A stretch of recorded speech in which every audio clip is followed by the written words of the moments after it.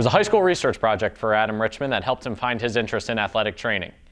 That interest would soon turn into his passion at Lock Haven University and then at East Stroudsburg University. Now going on year 12 here at Dickinson College, Adam talks about how that passion helps him continue to grow in the field of athletic training. All right, today we are joined by Adam Richmond, athletic trainer here at Dickinson College. Adam, thank you so much for taking the time to join us. Yeah, absolutely, Justin. Thanks for the invite. So before we dive into a couple of the questions here, just tell us a little bit about who you are, where you're from, and where you grew up. Sure, yeah, absolutely. So I'm a Pennsylvania guy. I was born and raised here, central Pennsylvania, little town I always call the middle of nowhere, central Pennsylvania. It's called McAllisterville. Went to East Juniata High School, so that's about an hour from here, from Carlisle, so not too far, which is great. From there, I went to Lock Haven University for undergrad. I have a bachelor's in health science, and then I went on to East Stroudsburg for my master's degree. I have a master's in athletic training. So like I said, I'm a Pennsylvania guy. I was born and raised here. I went to college here, and then I got a job here, and yeah, here I am. Now, growing up, what sports did you play? How did you get into playing sports? Yeah, absolutely. Yeah, no, I played a lot of sports growing up. Coming from a small town, there wasn't a lot to do, so we played sports. We did a lot of hunting and fishing as well, but we played a lot of sports. And so growing up, the one that always surprises people is I wrestled. My dad was a coach. He really loved the sport of wrestling, so he got me into it very, very early.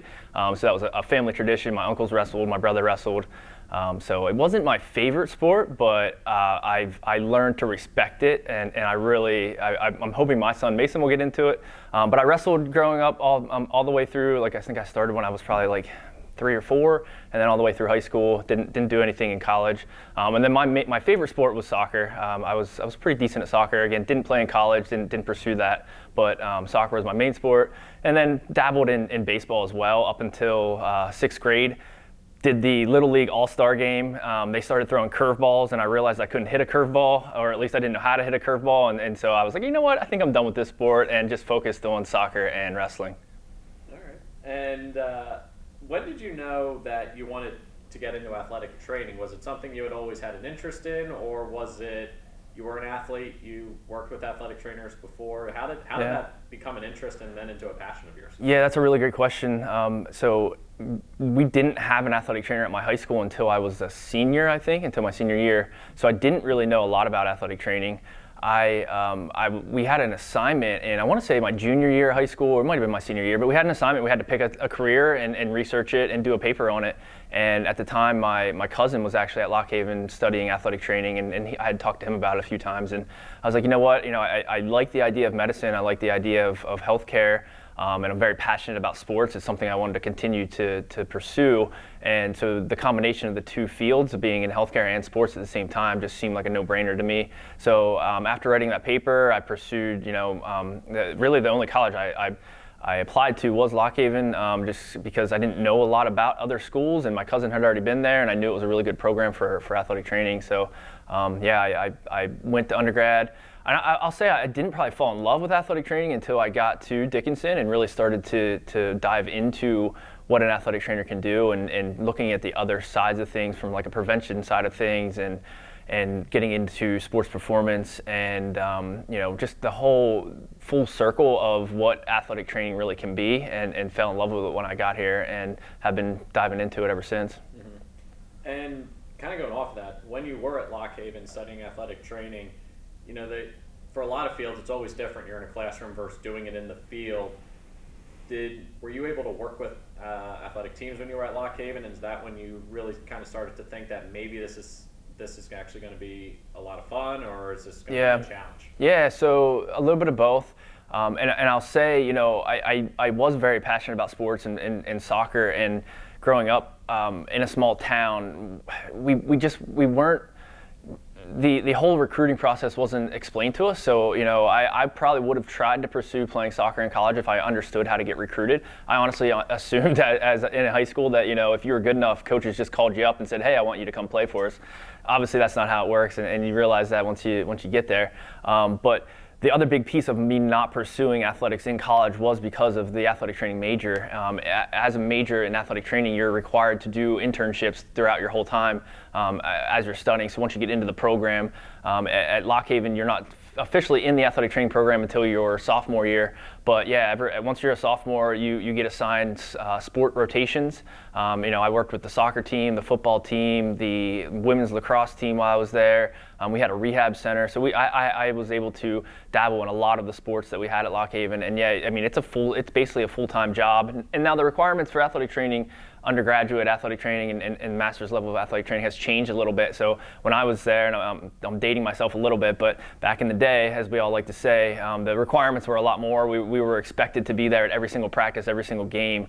So it was a really big time commitment. And like you said, I did fall in love with it because of the interaction with the athletes and getting to do a profession that I enjoyed doing. But it was very time consuming as well. When all my friends and athletes, I'm sure at Dickinson and around the NCAA can attest to this as well. But, when all your other friends that don't have those commitments are out partying and hanging out and just kind of chilling, you're going to practice, you're getting to the field, 2 hours before everybody else, getting athletes ready. And so, it's a big time commitment. So it was a little bit of both.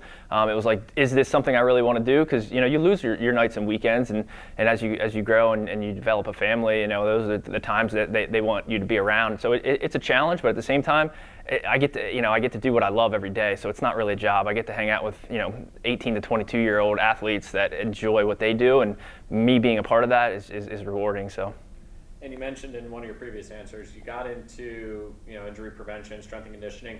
Where did that passion stem from? Because you're one of the athletic trainers here that really hammers home the importance of working out and maintaining your body so it can be at peak performance. Yeah. So probably a little bit of necessity and a little bit of selfishness, right? So at NCAA Division III, we don't have as many resources as a lot of D1 programs, right?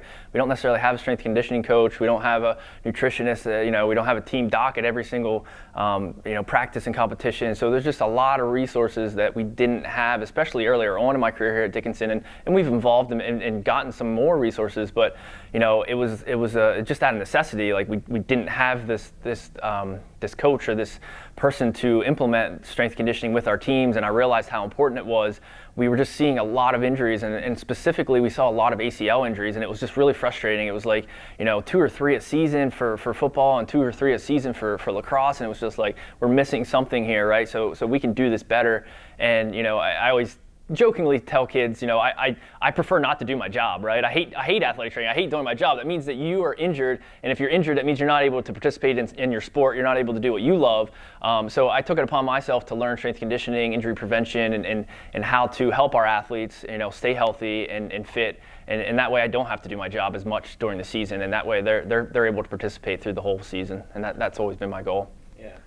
And describe the atmosphere working here at Dickinson. You work for Janelle Nolt, who has been here for 20 years, just about. Yeah, probably close to 20, yeah. Probably close to 20. And then there's other younger athletic trainers around that you would get to interact with, and then plus the students. What's it like for you on a day-to-day basis, being able to work with someone of such great experience in the field with Janelle, but then have these other younger athletic trainers that you will also get to mentor? No, it's great. I think the 4 of us make a great team. I think we have a really, really solid staff. Janelle and I have really grown close, and I think of her as part of my family at this point. We've worked together for so long, and she's a great leader. She's a great administrator. She's a great head athletic trainer. There's days that I don't envy her role and the administrative side of things. That's not really my passion, and my passion is more clinical. But yeah, I think that we complement each other in that way, where she's really strong on the administrative side of things, and I think I'm a little bit stronger on the clinical side of things.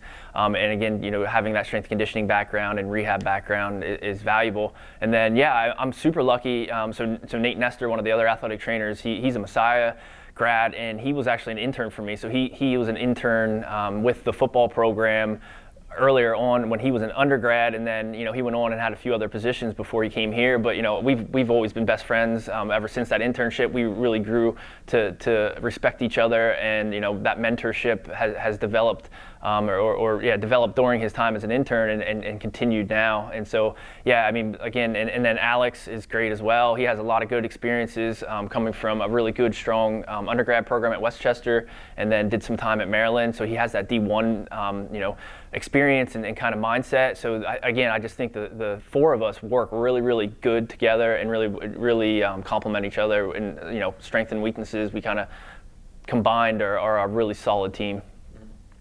And you talked about, you got here in 2008 while you were finishing up your master's at East Stroudsburg.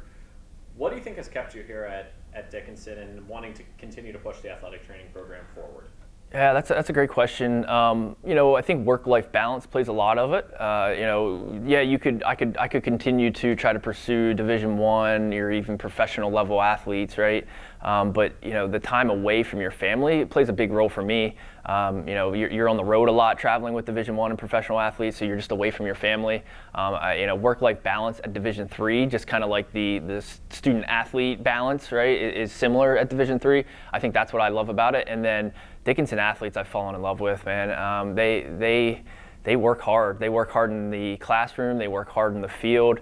They motivate me to be better because they're trying to get better every single day. And that environment, that atmosphere of everybody on the same page, always trying to push the envelope and get better regardless of what it is, has drawn me in to stay here. And then again, just the work-life balance. And like I said, I'm a Pennsylvania guy, man. I'm not trying to leave. Yeah. And when all is said and done, much like a coach, what do you want the student athletes to remember most about you as the athletic trainer that they got to work with for 4 years? Man, so that's a great question, and I hope I instill in them the love of the process, the love of training, the love of taking care of yourself, the health and wellness piece of it, from nutrition and trying to eat right to increase performance to just for health overall, mental health. Just I hope that they remember the lessons and the things that we talk about on a daily basis to increase their performance and increase their output on the field, and understand that those same principles are going to play a huge role in their life as they get older, in the health and wellness aspect of it, right? So that they continue to have those habits of going to the gym and working out and training and eating well, and just long term have those habits built in, and remember that hopefully I help them develop them. All right, you ready for a little rapid fire? Sure. All righty. So we got a minute on the clock here. Okay. Let's see how many we can get through. All right. You ready? Sure. Favorite ice cream flavor? Mint chocolate chip. Go-to wing spot in Carlisle? Oh, wing spot. North Hanover Grill. Leo's or Massey's? Oh, Leo's. Mountains or beach? This is a really tough one, but mountains. I'm a mountain guy. Ski or snowboard? Snowboard. Hands down. Easiest sport to be an athletic trainer for? Easiest? Oh, golf. There you go. If you could be an athletic trainer for one professional sport, what would it be? One professional sport. Professional sport. Snowboarding. If you could be an athletic trainer for one professional team, which team would it be? Ooh, professional team. I'm going to go with the Whip Snakes, lacrosse, PLL. All right. Do you have a pregame routine that you go through like an athlete? Ooh, I do. So usually have a whole outfit of what I wear on game day. Khaki, same pair of khaki pants, same pair of socks. You have your uniform, and then I pretty much almost always go to Dunkin' and get a bagel with cream cheese and a coffee, and I roll in. All right. And go-to sport or activity to do as a family? Ooh, as a family, snowboarding, skiing. We love to do both. All right, that is rapid fire. Adam Richmond, you are done. Thank you for taking the time to join us Awesome. today. Thanks, Justin. I appreciate it.